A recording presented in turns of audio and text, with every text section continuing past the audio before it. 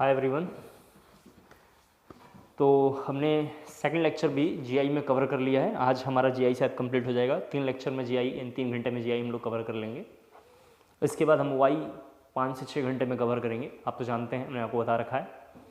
और अगर आप बहुत अच्छा पढ़ेंगे तो मैं 1 शॉट वीडियो भी बना सकता हूँ। आजकल बड़ा डिमांड है 1 शॉट का। कुछ बच्चे अदर कोचिंग में पढ़ते हैं, बोलते हैं सर आपने 1 शॉट बनाई है सर, क्योंकि कंटेंट आपके पास बहुत अच्छा है। इस बार एक रिजल्ट है हमारे पास, आपको बताऊं 712 714 नंबर था। तो उस बच्चे ने मेरे से बोला कि सर आप जो है कंटेंट आपका बहुत ज़बरदस्त है। हमने कई बच्चे आसपास में पढ़ते हैं, आप तो जानते हैं, ऑनलाइन पढ़ा रहा हूँ तो बहुत सारे बच्चे हैं, या जो फ्री ऑफ कॉस्ट कोचिंग एक तरीके से हमने यूट्यूब पे शुरू करा है, तो वहाँ पे बच्चे क्लासेस करते हैं, तो मैसेज करते हैं, बड़ा अच्छा लगता है। बच्चे बोल रहे थे कि ऐसा कंटेंट किसी के पास नहीं है। तो देखिए ऐसा नहीं सोचना चाहिए कभी भी। मेरा ऐसा पर्सनली व्यू है, वह कहते हैं ना, अहम नहीं पालना चाहिए। कई लोग को वहम हो जाता है कि मैं ही अहम ब्रह्मास्मि, मैं ही सब कुछ हूँ। तो ऐसा बिल्कुल नहीं सोचना चाहिए। आपसे भी इस दुनिया में लोग अच्छा पढ़ाते हैं, तो सच्चाई यही है कि मेरे से भी बेहतरीन टीचर हैं और वो मेरे से अच्छा पढ़ाते होंगे। हमारा क्या है, हम तो यहीं से 2-4 किताबें पढ़ के आके और आपको ज़रा समझा देते हैं। इसका मतलब ये नहीं है कि कोई बड़ा विद्वान है हम। अगर बड़े विद्वान होते तो शायद कहीं और रहते, लेकिन 2-4 किताबों को पढ़ के पढ़ा देने में कोई बहादुरी नहीं है। बहादुरी तब है जब बहुत अच्छा मेहनत करके आप आगे निकल जाएंगे। और मुझे महसूस हुआ कि ये बच्चा, मैंने इसको पर्सनली ट्रेन किया था और ये बहुत आगे निकल गया। बट एनीवे, सब लोग आ गए होंगे। जब तक आए नहीं थे तब तक ऐसा एक मोटिवेशनल बातें ऐसी बोल रहा था मैं। और बहुत ही आसान है, सब बच्चे घर पे धीरे धीरे मेहनत करते रहेंगे, कंटिन्यू पढ़ते रहेंगे, ठीक है। एक बार ज़रा देख लें पीछे का सारा टॉपिक क्लियर है तो ज़रा जल्दी से मुझे यस मैसेज ड्रॉप करेंगे, क्योंकि फिर जब अभी हम शुरू करेंगे तो कंप्लीट आज जीआई हम लोग कवर कर लेंगे। ऑलमोस्ट जीआई 99% हम लोग क्या करेंगे, कंप्लीट कर लेंगे, ठीक है। तो 99% हम लोग जीआई कंप्लीट कर लेंगे। तो देखते हैं जरा सा, सभी बच्चे ज़रा मुझे जल्दी से मैसेज ड्रॉप करें, यहाँ तक क्लियर है, ठीक। तो एक एडवांस क्वेश्चन लिख लेते हैं, थोड़ा एडवांस के क्वेश्चन से शुरू करते हैं। लिखना है if G of general formula, ये एडवांस का क्वेश्चन है। If G of general formula C2FClBrI।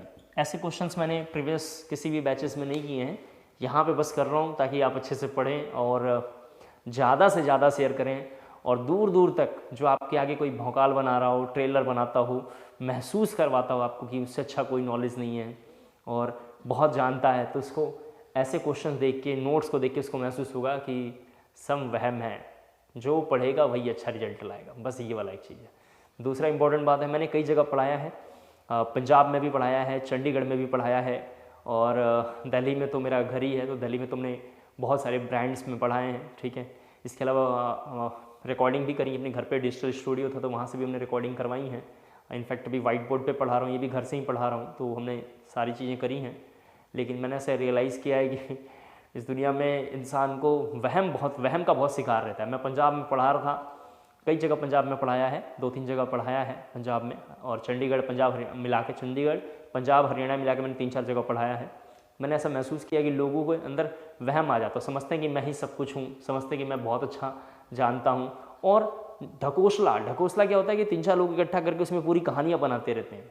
मेरे को लगता है ये सब फिजूल बातें हैं, बिल्कुल ऐसा नहीं करना चाहिए इंसान को। और बहुत बहुत साउंड नॉलेज के साथ पढ़ाना चाहिए और बहुत अच्छे से कोशिश करना चाहिए समझाने के लिए। और बच्चों के अंदर भी ये रहना चाहिए कि धीरे धीरे बहुत अच्छे तरीके से वो समझे और आराम आराम से पढ़े।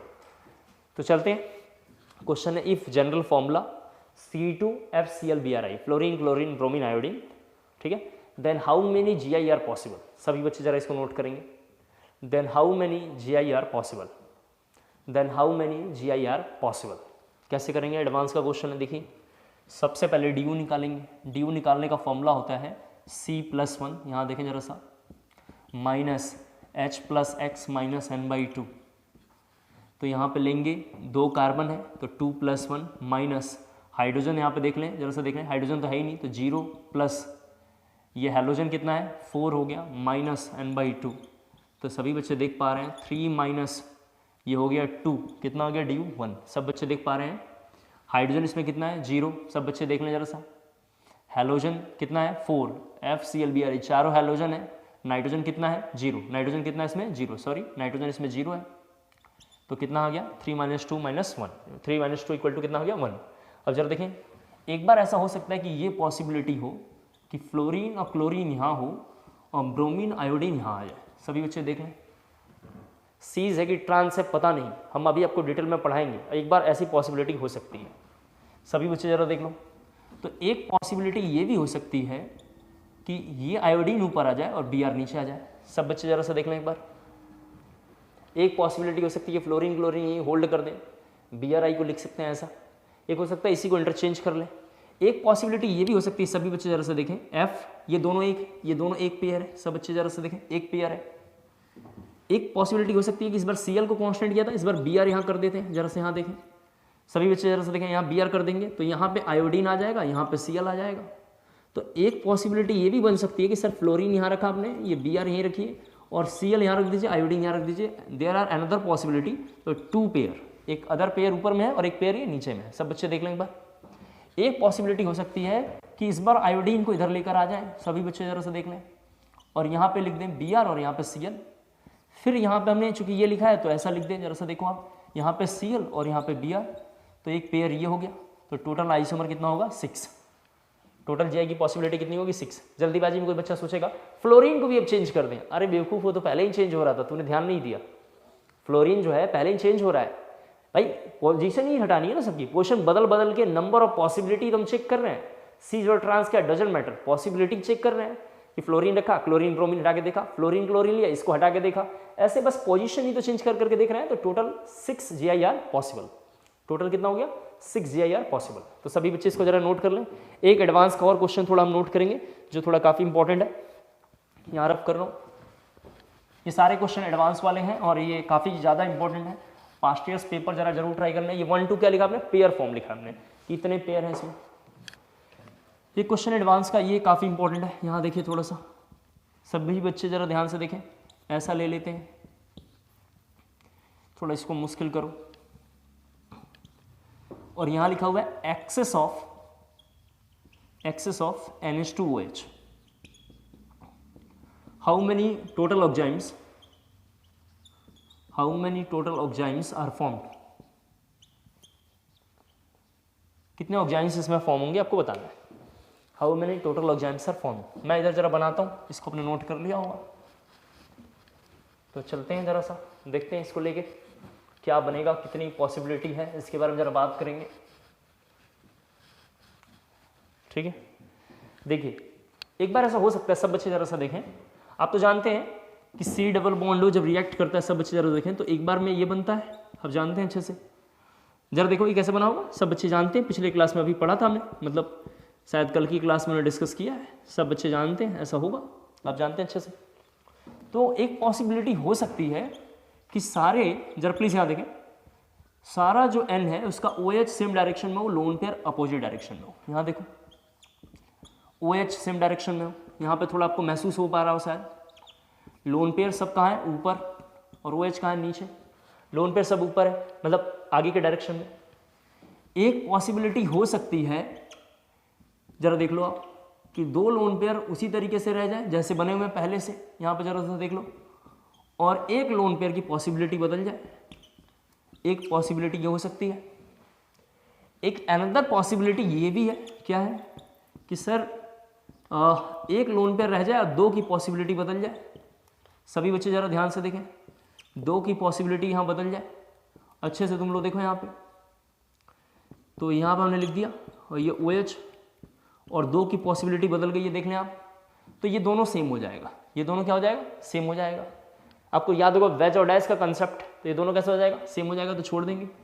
और एक और पॉसिबिलिटी हो सकती है कि तीनों लोन पेयर की पोजीशन बदल जाए।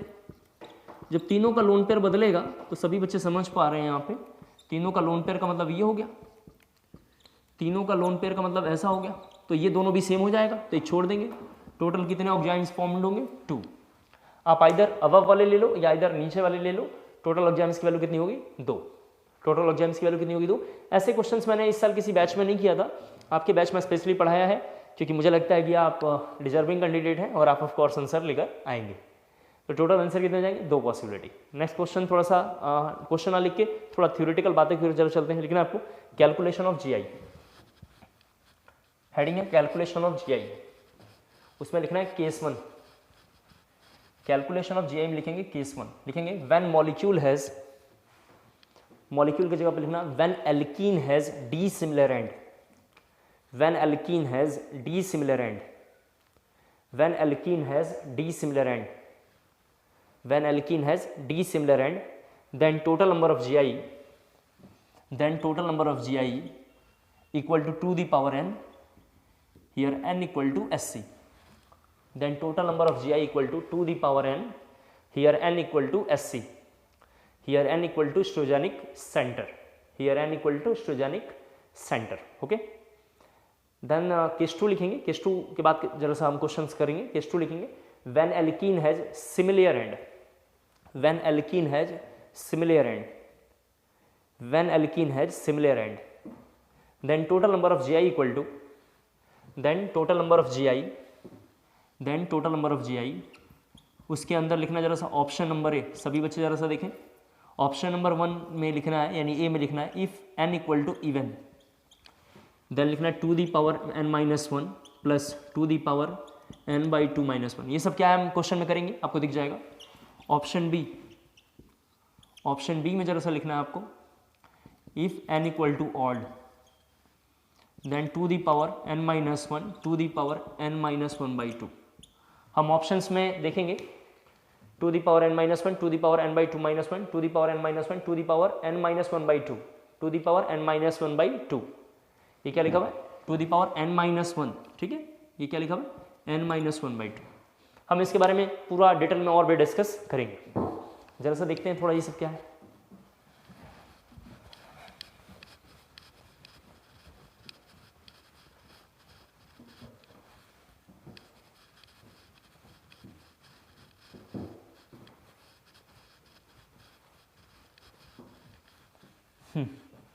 सभी बच्चे जरा सा देखें, इसके बाद थोड़ा सा करते हैं आगे.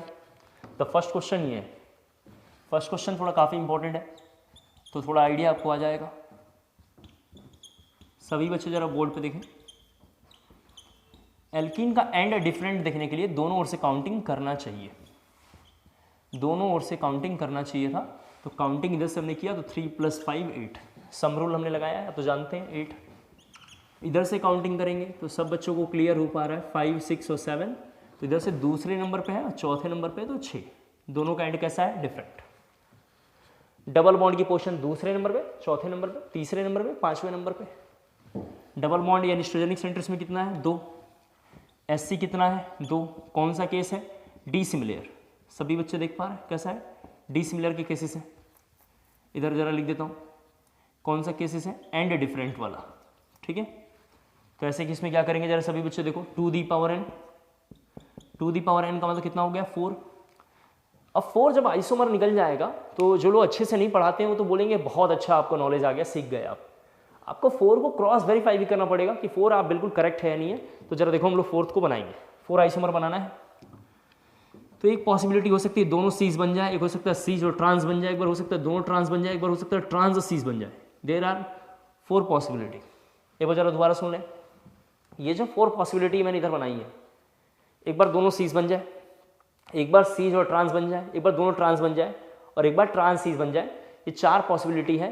प्रीवियस ईयर्स में जेई 2009 में क्वेश्चन है, प्रीवियस ईयर जेई एडवांस 2009 में क्वेश्चन है.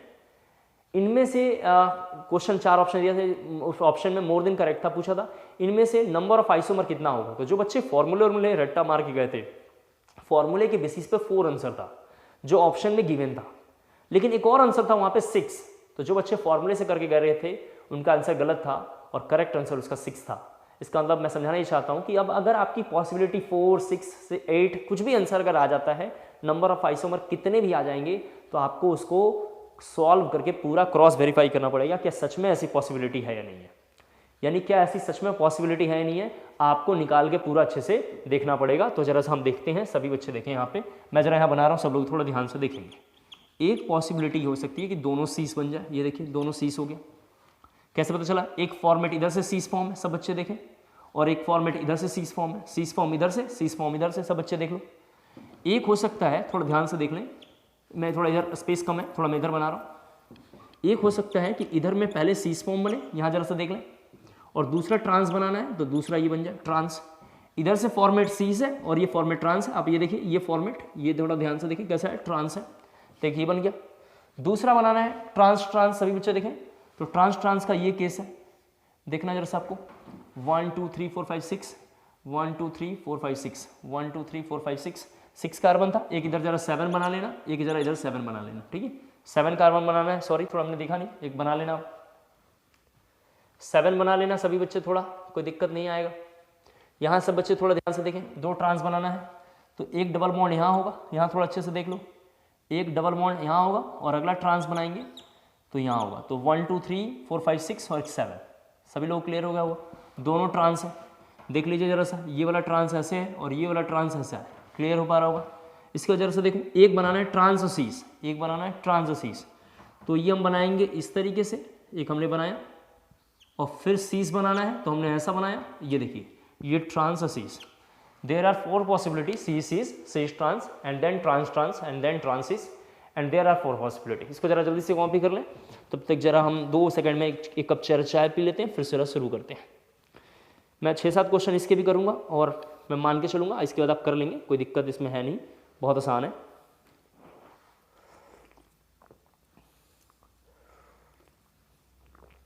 जरा मुझे रिप्लाई करेंगे, क्या मेरे पूरे शब्द पर्याप्त हो रहे हैं आपको समझाने के लिए? क्या मैं समझा पा रहा हूं? जरा रिप्लाई करेंगे जल्दी से।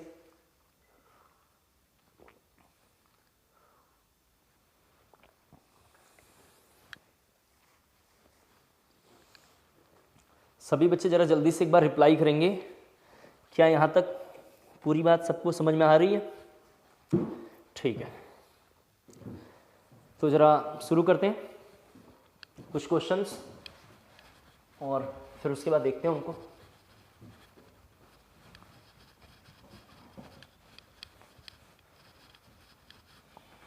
देखिए यहाँ, चलिए थोड़ा सा लिख रहा हूँ, पहले आपको लिखना है, ठीक है? आप थोड़ा गैप दे के लिखना, मैं एक ही साथ सारा क्वेश्चन लिख देता हूँ, फिर हम थोड़ा सॉल्व करेंगे। आप गैप दे के लिखना, ठीक है? 2-2 लाइन का गैप देना।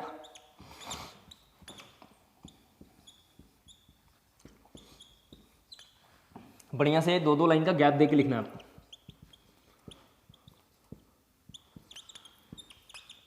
जब आप सॉल्व करेंगे तो आपको महसूस होगा कि हिस्टोजेनिक सेंटर ही निकाल रहे हैं, ऐसा महसूस होगा, क्योंकि हमने इसको पहले करा है ऐसे क्वेश्चंस को, और वैसे ही क्वेश्चंस को जरा हम और डिस्कस करने की कोशिश कर रहे हैं। मुझे पूरा विश्वास है, फिजिकल इनऑर्गेनिक भी मैंने पढ़ाया आपके बैचेस में, तो ठीक चल रहा होगा, किसी को डाउट नहीं आना चाहिए। इफ़ इन केस किसी का डाउट है तो मुझे वो बता देगा, हम लोग उस पर भी थोड़ा काम करेंगे, लेकिन दिक्कत नहीं आनी चाहिए। अल्टीमेटली आपका जिससे भला हो वो काम करना है, ठीक है?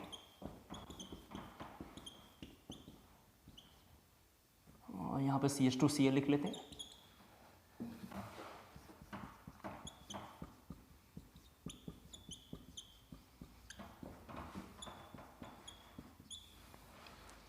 इतने क्वेश्चन में समझ जाएंगे आप, मैंने थोड़ा ठीक ठाक लिख दिया। चलिए करते हैं। यहाँ देखिए हिस्टोजेनिक सेंटर इसमें कितने हैं? 2। दोनों का एंड कैसा है? सभी बच्चे देख सकते हैं, दोनों ओर से वैल्यू कैसी है? सेम है। दोनों वैल्यू कैसी है? सेम है। तो कौन सा केस है जरा देखो, सिमिलियर प्लस SC की वैल्यू कितनी है? 2। 2 का मतलब कौन सा हुआ? इवन। दोनों का एंड कैसा है? सिमिलियर। सिमिलियर में 2 केसेस हैं, ऑड इवन, तो कौन सा केस लगेगा? इवन। क्यों? SC की वैल्यू कितनी है? 2। 2 4 6 को क्या बोलते हैं? इवन। तो सभी बच्चे जरा सा देखें इसको कैसे सॉल्व करेंगे। 2 the power 2 minus 1, 2 the power 2 by 2 minus 1, तो 2 the power 1 plus 2 the power यहाँ पे लिखूंगा 0। जरा सभी बच्चे देख लो, तो आंसर इज 3, तो इसका आंसर आ गया 3। सब बच्चे देख लें, इसमें 1 1 2, सब बच्चे जरा सा देखें, और यहाँ देखें 3, और एक यहाँ देखें 4, कितना आ गया? SC की वैल्यू 4 आ गया।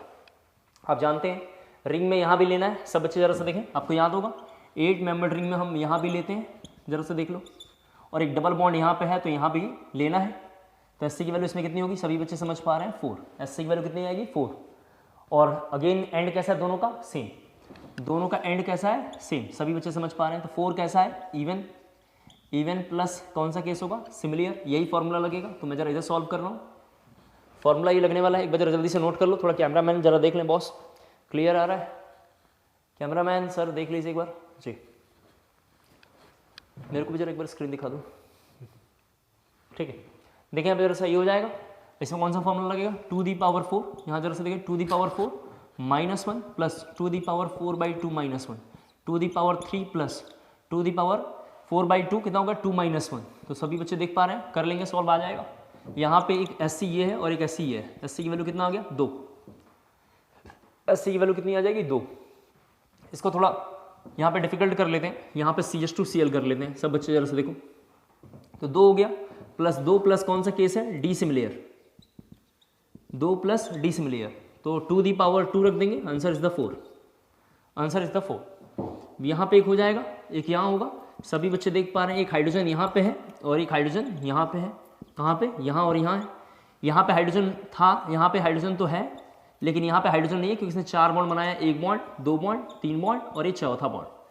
तो सभी बच्चे देख पा रहे हैं इसमें SC की वैल्यू कितना हो गया है 3, SC की वैल्यू कितना हो गया 3। जरा देखें 3 का मतलब कौन सा केस है, ऑड वाला, और ऑड प्लस कौन सा केस लगेगा, सिमिलियर, ऑड प्लस सिमिलियर। तो क्या फॉर्मूला है, 2 दी पावर 3 -1 इस वाले केस में प्लस 2 दी पावर 3 -1/2। तो सभी बच्चे देख पा रहे हैं 2 दी पावर 2 और 2 दी पावर 1 कर लेना, आंसर आ जाएगा। तो जानते हैं यहाँ से यहाँ तक के लिए 1 लेना है, सब बच्चे जानते हैं, और यहाँ से यहाँ तक के लिए एक 1 लेंगे। इसमें SC की वैल्यू 2, सर आपने ये 1 क्यों लिया, ऑड इक्विवेलेंस है, क्या ऐसा इक्विवेलेंस इधर है, नहीं है, क्या ऐसा डबल बॉन्ड इधर है, नहीं है, तो कैसा हो गया ऑड, कैसा हो गया ऑड इक्विवेलेंस के साथ साथ ये डी सिमिलर एंड, तो 2 दी पावर 2 आंसर कितना 4। यहाँ एक लेंगे, एक यहाँ लेंगे, एक यहाँ लेंगे, दोनों का एंड डिफरेंट है, इधर में क्लोरीन है सब बच्चे देख पा रहे हैं, इधर में मिथाइल है, तो 2 दी पावर 3 आंसर कितना 8। अगेन ये दोनों सेम है, दोनों कैसा है सेम है, तो इधर कौन सा केस है, सिमिलियर प्लस इवन, तो 2 दी ये n की वैल्यू इसमें 2 है, तो फॉर्मूला लगेगा 2 the power 2 -1 plus 2 the power 2/2 -1, then you can solve it, ठीक है, आंसर जो आना होगा वो आ जाएगा, ठीक है। कर लेंगे शायद ऐसे क्वेश्चंस को, मैं जरा एक बार साइड हो जाता हूँ, जरा जल्दी से इसको नोट डाउन कर लीजिए, ठीक है, रफ कर देंगे।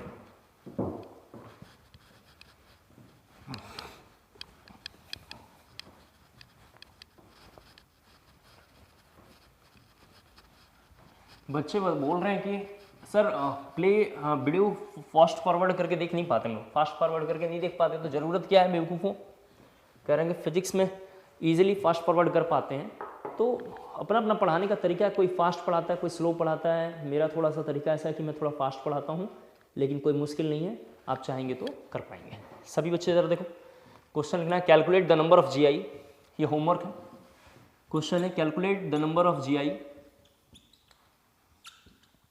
ये क्वेश्चन है, जो नहीं आएगा मेरे से बोलना, हम कर देंगे। Calculate the number of GI, सभी बच्चे देखें, नंबरिंग खुद कर लेना तुम लोग जहाँ से अच्छा लगे, मैंने थोड़ा कराया भी ऐसे questions. Calculate the number of GI के बाद ये लिखना है उसमें, ठीक है, इधर में 2 क्लोरीन लिख लो, देखें जरा सा यहाँ पे, एक ये भी लिख सकते हैं, जरा सा देखिए, सीस फॉर्म इसका बनेगा, इसका मतलब एक ये क्वेश्चन भी लिख लेना चाहिए, 2 क्लोरीन इधर है। नेक्स्ट क्वेश्चन जरा सा देखें, ये एक ये भी चलो देखो तुम लोग कर लोगे शायद, Cl और Br, यहाँ जरा बोर्ड पे देखें, 2 क्लोरीन, इधर भी एक क्लोरीन लिख लो, तो 4 इधर हो गया, 5 और 9 हो गया। चलो देखो इसको जरा सॉल्व करना ऐसे क्वेश्चंस को,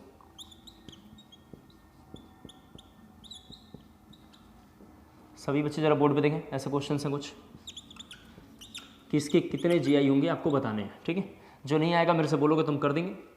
एक लिख लो C2FCl Bri, अभी ऐसे क्वेश्चंस हमने किए थे, आपको याद होगा, 1-2 यहाँ लिख देता हूँ,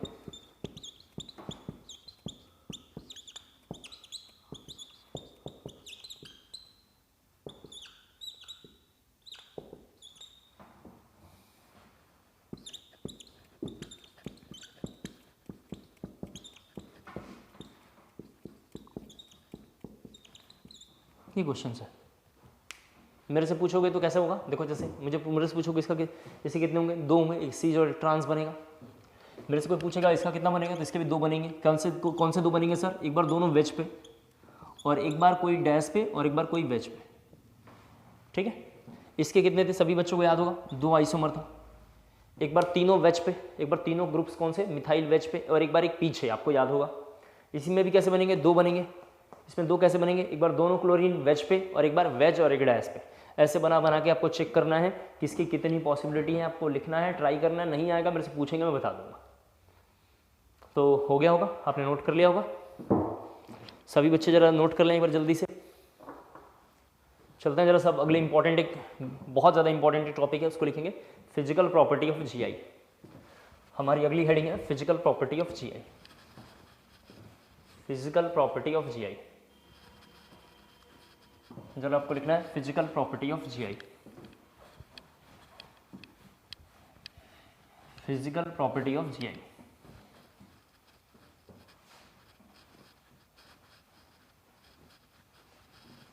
सभी बच्चे आ जाइए जरा, इसको कैसे करेंगे यहाँ देखते हैं थोड़ा एक बार। फिजिकल प्रॉपर्टी ऑफ जीआई में पहला आपको हेडिंग लिखना है हाइड्रोजनेशन प्रोडक्ट। फर्स्ट हमारी हेडिंग है हाइड्रोजनेशन प्रोडक्ट। हाइड्रोजनेशन प्रोडक्ट में जरा सा देखो यहाँ पे क्या लिखा हुआ है, ये लिखा हुआ है CH3 और H। हाइड्रोजनेशन प्रोडक्ट में ये लिखना है आपको। जब भी किसी सब्सटेंस में हाइड्रोजनेशन कराना हो, सब बच्चे जरा सा देख लें, हाइड्रोजनेशन कराना हो, ठीक है, तो H2 को ऐड करते हैं इन प्रेजेंस ऑफ निकल, प्लैटिनम और पैलेडियम 300 डिग्री सेल्सियस के साथ। तो बुक्स में इसको हीट लिखा होगा, बस क्या लिखा हुआ, हीट लिखा होगा। हाइड्रोजनेशन के लिए ये रिएजेंट है। दूसरा पॉइंट जरा सभी बच्चे देखें, अगर किसी सबस्टांस में, सब बच्चे जरा सा देखें, 2 हाइड्रोजन सेम साइड से अगर आता है, दोनों हाइड्रोजन सेम साइड से आता है, तो ऐसे एडिशन का नाम होता है सीन एडिशन। क्या नाम होता है, सीन एडिशन। जब किसी सबस्टांस में, जरा ध्यान से देखना है, जब किसी सबस्टांस में 2 हाइड्रोजन अपोजिट डायरेक्शन में आता है, जब 2 हाइड्रोजन अपोजिट डायरेक्शन में आता है तो उसका नाम होता है ट्रांस यानी एंटी एडिशन। यानी क्या नाम है, एंटी एडिशन। जब भी किसी ग्रुप्स में 2 हाइड्रोजन सेम साइड से आएगा, सीन अपोजिट डायरेक्शन में आएगा, तो क्या बोलेंगे, एंटी। क्या बोलेंगे, एंटी। तो जरा देखो यहाँ पे जब आया होगा तो सीन एडिशन इसको बुक्स में लिखा होगा। सीन एडिशन मतलब दोनों हाइड्रोजन कहाँ से आएंगे, सेम साइड से आएंगे, दोनों हाइड्रोजन सेम साइड से आएंगे। और सभी बच्चे समझ पा रहे हैं, the product is this, the product is this. यहाँ जरा देख लें आप एक बार थोड़ा। सीन एडिशन मतलब सिमिलर साइड से 2 हाइड्रोजन का आना, सीन एडिशन मतलब सिमिलर साइड से 2 हाइड्रोजन का आना, अपोजिट डायरेक्शन से 2 हाइड्रोजन का आना, उसका क्या नाम है, एंटी एडिशन। इसी तरीके से किसी बच्चे ने इसका ट्रांसफॉर्मेट बना दिया, यहाँ थोड़ा देखें, किसी बच्चे ने ट्रांसफॉर्मेट ले लिया और इस पर भी H2Ni लिया और सीन एडिशन कराया। कौन सा एडिशन कराया, सीन एडिशन कराया। सीन एडिशन क्या होता है, क्यों करवाते हैं, ये सब हम धीरे धीरे करते करते रिडक्शन के आसपास में डिस्कस करेंगे, अपने आप आपको क्लियर हो जाएगा। जैसे ही सीन एडिशन कराए होंगे तो the product is this. Product क्या बनने वाला है, ये बनने वाला है। सभी बच्चे देख लें जरा से, ये प्रोडक्ट बनेगा। यानी यहाँ पे एक लाइन लिख लेना, they gives identical product, they gives identical product, they gives identical hydrogenation product. इसको रफ करो, they gives identical hydrogenation product, they gives identical hydrogenation product, they gives identical hydrogenation product, they gives identical hydrogenation product. Second हमारी heading है dipole movement.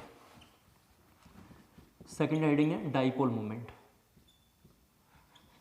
जरा यहाँ देखें, इसको पूरा detail में एक बार और बता देता हूँ। बॉन्डिंग में हमने इसको पढ़ाया है। डाइपोल मूवमेंट क्या होता है, ए और बी में, बी मान लेते हैं मोर इलेक्ट्रोनेगेटिव एटम है, बी क्या करेगा, ये दोनों इलेक्ट्रॉन अपनी ओर खींच लेगा। जैसे खींचेगा तो ए पे पॉजिटिव चार्ज और बी पे निगेटिव चार्ज डेवलप होगा, बी पे निगेटिव चार्ज डेवलप होगा। और इसको हम ऐसे दिखाएंगे, जिस मोमेंट पे 2 चार्ज क्रिएट होगा, जिस मोमेंट पे 2 चार्ज क्रिएट होगा उसको डाइपोल मोमेंट बोलते हैं। इसका सिंबल म्यू लिखते हैं या डीएम बोला करेंगे हम, क्या बोलेंगे, म्यू या डीएम, डाइपोल मोमेंट या mu. Dipole moment that is mu, that is DM, is directly proportional to En, and En is directly proportional to Sp, then Sp2 and then Sp3, the first point. And the second point, mu is inversely proportional to cos theta. ये हमने 2 लाइनें chemical bonding की class में discuss किया है, जिसको मैं जरा यहाँ पे लिख रहा हूँ, परेशान ना हो, बस ऐसे लिखा हुआ मान के चलेंगे। लिखा हुआ है यहाँ पे, dipole moment is directly proportional to electronegativity. और इलेक्ट्रोनेगेटिविटी का फॉर्मूला क्या है, Sp, Sp2, Sp3 में बहुत ज़्यादा इस तरीके से रहेगा, एग्जाम्पल देखना चाहते हैं तो सभी बच्चे जरा से यहाँ देखें, थोड़ा इस एग्जाम्पल को देखना है। जरा 4 एग्जाम्पल लिखूंगा, ये बहुत इंपॉर्टेंट है। किसी बच्चे ने अगर ये लिया, यहाँ थोड़ा देख लें एक बार, और इसी फॉर्मेट का किसी बच्चे ने दूसरा ये ले लिया हाइड्रोजन और ये CH3 ले लिया। केमिस्ट्री में डाइपोल मूवमेंट हम कंपेयर करते हैं, ठीक है, फिजिक्स में कैलकुलेट करते हैं। तो सभी बच्चे देख पा रहे हैं यहाँ sp3 है, यहाँ sp3 है, यहाँ sp2 है और यहाँ sp2 है। तो सभी बच्चे देख पा रहे हैं कि इधर इलेक्ट्रोनेगेटिव होने की वजह से डाइपोल मूवमेंट को ऐसे हम दिखाएंगे। इस बार sp2 ये है, इस बार sp2 ये है, ये दोनों sp3 हैं। तो सभी बच्चे समझ पा रहे हैं कि इसको ऐसे दिखाएंगे। कैसे दिखाएंगे? इस तरीके से हम दिखाएंगे। तो इसमें डाइपोल मोमेंट कितना आ जाएगा? कैंसल आउट हो जाएगा। कितना होगा? 0। इसमें म्यू कितना होगा? Not equal to 0। सभी बच्चे ज़रा देख लें क्यों नॉट इक्वल टू 0 है। इस क्वेश्चन में 2 CH3 सीस फॉर्म है। कौन सा फॉर्मेट है? सीस फॉर्म। और ये कौन सा फॉर्मेट है? ट्रांसफॉर्म। सीस वाले का म्यू जो है देख पा रहे हैं दोनों CH3 से आएगा, लेकिन यहाँ पे दोनों क्या होगा? अपोजिट डायरेक्शन से आ रहा है, तो कैंसल आउट हो जाएगा। आपको फिजिक्स में वेक्टर सर ने पढ़ा दिया होगा, फिजिक्स में वेक्टर सर ने डिस्कस किया होगा, और 2 अपोजिट डायरेक्शन से आएंगे तो कैंसल आउट हो जाएगा। इसका मतलब बच्चा यहाँ समझ पा रहा होगा म्यू सीस का ज़्यादा होगा म्यू ट्रांस से। क्या होगा?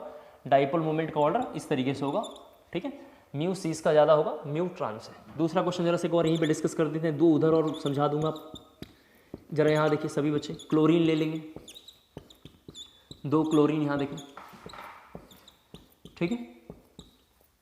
इसको पैरा बोलते हैं, आप जानते हैं, इसको मेटा बोलते हैं और इसको ऑर्थो बोलते हैं। तो अगर हम बात करें एंगल के रिस्पेक्ट में तो ये 60 डिग्री है, ये 120 है और ये 180 है। सभी बच्चे देख पा रहे हैं एंगल बढ़ेगा म्यू की वैल्यू कम होगी, एंगल बढ़ेगा म्यू की वैल्यू कम होगी। तो सभी बच्चे समझ पा रहे हैं म्यू ऑर्थो ज़्यादा होगा, म्यू मेटा और mu para. Mu ortho, mu Meta, mu para का रिस्पेक्ट देख सकते हैं आप। यहाँ पे जरा 4-4 लाइन गैप देना है। इस क्वेश्चन के बाद 5 लाइन आपको गैप देना है, 5 लाइन जरा गैप देना है। हम अभी जरा से वहाँ बोलेंगे कुछ लिखने के लिए, अब लिख लेना। यहाँ कुछ बोलूँगा लिखने के लिए, 5 लाइन गैप देना है। इस क्वेश्चन में भी 5 लाइन इसके बाद, मतलब इस कंटेंट के बाद 5 लाइन गैप देना है आपको। जितना ज़्यादा एंगल कॉस थीटा की जितनी ज़्यादा वैल्यू, एंगल जितना ज़्यादा, सभी बच्चे समझ पा रहे हैं उसका जो होगा म्यू उतना कम। तो एक हमने एग्जाम्पल ये डिस्कस कर लिया। 2 एग्जाम्पल थोड़ा और देख लीजिए, फिर थोड़ा हम चारों को एक साथ कंपेयर करके देखेंगे। एग्जामिनेशन में प्रीवियस ईयर्स में ये 2 क्वेश्चन आया हुआ है जिसके लिए हम थोड़ा लिख रहे हैं। क्या आया हुआ है यहाँ देखिए, एक क्वेश्चन ये आया हुआ है, थोड़ा काफ़ी इंपॉर्टेंट है। सब बच्चे जरा से यहाँ देखें। क्वेश्चन में एक बार ये पूछा हुआ है कि यहाँ पे लिखा हुआ है CH3, यहाँ पे Cl और यहाँ पे CH3, यहाँ पे Cl है, मतलब सॉरी ये मेटा पे है, और इस बार ये CH3 और यहाँ पे Cl है। सभी बच्चे देख पा रहे हैं कि इस क्वेश्चन में जरा ध्यान से देखना है, इस क्वेश्चन में जो म्यू का होगा रिलेशन वो ऐसा होगा। सभी बच्चे देख पा रहे हैं म्यू ऐसा होगा। इसका मतलब जो फाइनल म्यू का ऑर्डर होगा वो म्यू ऑर्थो कम हो जाएगा। इस बार म्यू का ऑर्डर कैसा होगा? ऐसा होगा, म्यू का ऑर्डर ऐसा होगा। फिर 4-5 लाइन गैप देना है। सब क्वेश्चन में 4-4, 5-5 लाइन का गैप देना है, 5 लाइन के गैप्स देने हैं। अगला जरा एक और सीज और ट्रांस का जरा एग्जाम्पल देखिए। किसी बच्चे ने अगर ऐसा लिखा, यहाँ पे जरा देख लें एक बार, तो इस बार इलेक्ट्रॉन इधर से इधर आएगा और ये इलेक्ट्रॉन इधर से इधर चला जाएगा। सभी बच्चे जरा से देख लो, इस क्वेश्चंस में ऐसा इलेक्ट्रॉन हम रिलेशन देख रहे हैं, ठीक है। दूसरा वाला केस क्या हो रहा है, यहाँ जरा से देखें। दूसरा वाला केस में क्या हो रहा है, ये Cl है, ये CH3 है, ये सीस फॉर्म है और ये ट्रांसफॉर्म है। तो इस बार ये दोनों कैंसल आउट हो जाएगा। जरा से एक बार देख लें, एक बार जरा सा बोर्ड पे देखें प्लीज। क्लोरीन का हम देख रहे हैं, जरा सा क्लोरीन का देख रहे हैं। दूसरी बार में फिर से क्लोरीन का हम देख रहे हैं, सॉरी क्लोरीन का देख रहे हैं जरा सा। तो इस बार बुक्स में लिखा होगा म्यू ट्रांस का ज़्यादा होगा म्यू सी से। एक ये क्वेश्चन बड़ा इंपॉर्टेंट है, एक क्वेश्चन ये बड़ा इंपॉर्टेंट है। 2 क्वेश्चन बड़े इंपॉर्टेंट है। म्यू ट्रांस का ज़्यादा होगा। अगर हम ये 2 क्वेश्चन नहीं करेंगे तो बच्चे को हर वक्त लगेगा कि ऑर्थो ज़्यादा होगा, बच्चे को लगेगा म्यू सी ज़्यादा होगा, लेकिन आप जानते हैं म्यू ट्रांस का इसमें वैल्यू ज़्यादा होगा। सॉरी ये थोड़ा गलत हमने लिख दिया, ये इलेक्ट्रोनेगेटिविटी का ऑर्डर ऐसे लिखना है, ठीक है, हेलोजन की ओर लिखना है। तो ऐसा होगा, कार्बन और क्लोरीन में इलेक्ट्रोनेगेटिव कौन है? क्लोरीन। तो ये एरो इधर की ओर शिफ्ट होगा, तो म्यू ट्रांस का ज़्यादा होगा म्यू सी से। सबको क्लियर हो गया? सेकंड प्रॉपर्टी था डाइपोल मोमेंट। थर्ड प्रॉपर्टी लिखना है बॉइलिंग पॉइंट। थर्ड प्रॉपर्टी लिखना है बॉइलिंग पॉइंट, लिखना है थोड़ा सा उसमें BP बॉइलिंग पॉइंट में लिखना है BP is directly proportional to mu. BP is directly proportional to mu. BP is directly proportional to mu. BP is directly proportional to mu. सभी बच्चों को देखें जरा से यहाँ पे, इसी में जो मैंने 4 लाइन गैप बोला था तो उसमें आपको लिखना है म्यू के बाद BP। इसी में क्या लिखना है, जैसे पहला पॉइंट था म्यू, इसके लिए जरा देखो फर्स्ट पॉइंट क्या था म्यू, सेकंड पॉइंट लिखना है BP। BP का ऑर्डर भी ऐसे लिखना, सेम ऑर्डर ऐसे लिख देना, ऐसे ऐसे करके लिखना एरो BP। तीसरा पॉइंट लिखना है सॉल्युबिलिटी, थर्ड पॉइंट है सॉल्युबिलिटी। सभी में क्या लिखना है म्यू, दूसरा ऑर्डर BP, तीसरा पॉइंट क्या लिखना है सॉल्युबिलिटी। सॉल्युबिलिटी में भी लिखना है solubility is directly proportional to mu, solubility is directly proportional to mu. तो एरो फिर से सबका ऐसे ही बनाना है, जिधर मतलब डाइपोल मोमेंट ज़्यादा होगा उसी का बॉइलिंग पॉइंट ज़्यादा होगा, उसी की सॉल्युबिलिटी ज़्यादा होगी। ये सब सारे क्वेश्चंस में आप बना लेना, बार बार बॉइलिंग पॉइंट को एग्जाम्पल कौन लिखेगा, बार बार सॉल्युबिलिटी का एग्जाम्पल क्यों लिखेगा, तो इसी एग्जाम्पल से आप काम चला लेना। अगला पॉइंट लिखना है मेल्टिंग पॉइंट। मेल्टिंग पॉइंट उसमें लिखेंगे melting point is more for trans isomer. Melting point is more MORE, melting point is more for trans isomer. Melting point is more for trans isomer, ठीक है। तो मेल्टिंग पॉइंट का ऑर्डर क्या होगा उल्टा, मेल्टिंग पॉइंट का ऑर्डर क्या होगा सभी एग्जाम्पल्स में उल्टा। मगर जैसे मैं कहना चाह रहा हूँ कि इन दोनों में, जैसे इस एग्जाम्पल में म्यू का ऑर्डर ऐसा था, सॉल्युबिलिटी का ऑर्डर ऐसा है, जरा देख लें म्यू का ऑर्डर ऐसा, सॉल्युबिलिटी का ऐसा, बॉइलिंग पॉइंट का ऐसा, तो मेल्टिंग पॉइंट इधर से जाएगा। क्लियर हो पाया। लास्ट पॉइंट लिखेंगे स्टेबिलिटी, लास्ट पॉइंट लिखेंगे स्टेबिलिटी, उसमें लिखना है stability is directly proportional to melting point. Last point लिखना है स्टेबिलिटी, उसमें लिखना है stability is directly proportional to melting point. Stability is directly proportional to melting point. सभी बच्चों को क्लियर हो गया होगा। इस तरह GI के हमने सारे केसेस रखे ख़त्म कर लिए हैं। एक जरा टॉपिक अभी हमारा रह रहा है, जरा इसको बात कर लेते हैं, जिसका नाम है ईजेड नोमेनक्लेचर। लगे हाथ इसको भी आज किनारा लगा दें। ई का मतलब है, सभी बच्चे जरा से देखें, इनाइड जेम। इनाइड जेम, इनाइड जेम एक यूरोपियन लैंग्वेज है, ठीक है, जिसका मतलब होता है अपोजिट साइड। जूसा मीन इसका नाम है, जूसा मीन। इनाइट, इनाइट जेम, डबल एन इसमें साइलेंट है, ठीक है, साइलेंट है, इसका मतलब है सेम साइड, सेम साइड। जल्दी से इसे कॉपी कर लें।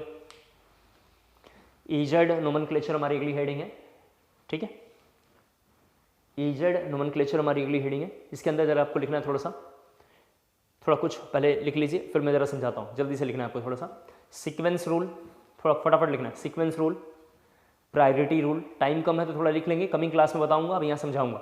Sequence rule, priority rule, sequence rule और प्रायोरिटी रूल, प्रेफरेंस रूल, ये सब एक ही है। Sequence seniority, sequence seniority priority, sequence seniority priority, preference, preference rule, rule, ये सब एक ही रूल है। लेकिन इन सभी रूलों को आज से हम लोग बोलेंगे CIP रूल। CIP रूल इसका नाम है। CIP is the 3 scientist known as Cahn, double Cahn इसका नाम है, H साइलेंट है। अगले साइंटिस्ट का नाम है इनगोल्ड, 3 साइंटिस्ट के बेसिस पे पड़ा हुआ है। अगले का नाम है Prelog, Cahn, Ingold, Prelog. There are 3 scientist, Cahn, Ingold and Prelog. There are 3 scientist, Cahn, Ingold and Prelog. तो लिखना है CIP is the full form, Cahn, Ingold and Prelog, CIP rule, CIP rule. फटाफट थोड़ा 5 rule लिख लेते हैं, 4-5 rule है, फटाफट लिख लेते हैं, फिर जरा उसको डिस्क्राइब हम लोग कमिंग क्लास में करेंगे। CIP क्या होता है मैं एक बार बताऊंगा, CIP का यूजेस क्या है ये बताऊंगा। अभी बस हम क्या करेंगे, 5 रूल को जरा जल्दी से कॉपी में लिख लेते हैं। ईजेड क्या है ये भी कमिंग क्लास में बताऊंगा, अभी बस लिख लेते हैं, जल्दी से नोट डाउन कर लीजिए। पहला रूल है the group with higher atomic number is senior, the group with higher atomic number is senior. 5 rule जरा जल्दी से नोट डाउन कर लीजिए। The group with higher atomic number is senior. Second point लिखना है आपको थोड़ा सा, in case when first and second atom are common, in case when first and second atom are common, in case when first and second atom are common, in case when first and second atom are common, then go for second, then go for second and third, then go for second and third and so on, then go for second and third and so on till the first point of difference, till the first point of difference, till the first point of difference। Third point लिखना है in case of isotopes, third point लिखना है in case of isotopes heavier isotopes is senior. In case of isotopes, heavier isotopes is senior. In case of isotopes, heavier isotopes is senior. ठीक है, अगला point लिखना आपको, lone pair is considered, lone pair is considered and have zero atomic number. Lone pair is considered and have zero atomic number. Lone pair is considered and have zero atomic number. And have zero atomic number. That's why lone pair always a junior group. That's why lone pair always a junior group. Lone pair is always a junior group. And the last point लिखना है थोड़ा सा आपको, last point लिखना है, in case first and second atom, in case first and second atom, in case when first and second atom, in case when first and second atom, in case when first and second atom in a group are connected through double or triple bond, are connected through double or triple bond, then hypothetically it is considered, then hypothetically it is considered that they are connected each other, that they are connected each other, that they are connected each other, that they are connected each other. Clear हो गया? Okay, एक बार जरा सही बच्चे मेरी बात सुन लें। कमिंग क्लास में अपन लोग जरा जीआई के बारे में थोड़ा 5-10 मिनट में क्विक रिवीजन कर लेंगे एक बार, ठीक है। उसके बाद ईजेड पे करीबन 15-20 एग्जाम्पल को डिस्कस करेंगे, फिर वाई की ओर चलेंगे। कमिंग क्लास में 15-20 एग्जाम्पल डिस्कस कर लेंगे, फिर हम लोग वाई की ओर जरा सा जीआई के थोड़ा सा एक बार जल्दी से क्विक रिवीजन करके हम लोग वाई की ओर आगे बढ़ेंगे और फिर जरा वाई को लेकर बात करेंगे। करीबन 6 to 7 आवर या मैक्सिमम 8 आवर के अंदर हम लोग वाई को कवर कर लेंगे। देन हम लोग कॉन्फर्मेशन में 4-5 घंटे लेके उसको कवर कर लेंगे, फिर हम लोग थोड़ा सा GOC 1 की ओर चलेंगे, ठीक है। आज के लिए इतना बहुत है। Thank you so much. उम्मीद करता हूँ आपको अच्छा वीडियो लग रहा होगा। अपने दोस्तों को, अपने कलीग्स को, जो भी कहीं पढ़ते उढ़ते हों उनको बताइए। और आपको तो शायद पता नहीं है, जैसे जैसे कभी मेरे कोई मित्र उत्र अगर आते हैं तो आपसे कभी लाइव वीडियो में उनसे बात कराऊंगा, आपको महसूस होगा कि मैं कैसा पढ़ाता हूँ और क्या करता हूँ। बट अभी मेरा सजेशन है बढ़िया से पढ़िए। कोई भी डाउट होगा आप मुझे बताएंगे, मैं आपके साथ जरूर हूँ 24/7 hours. Thank you so much.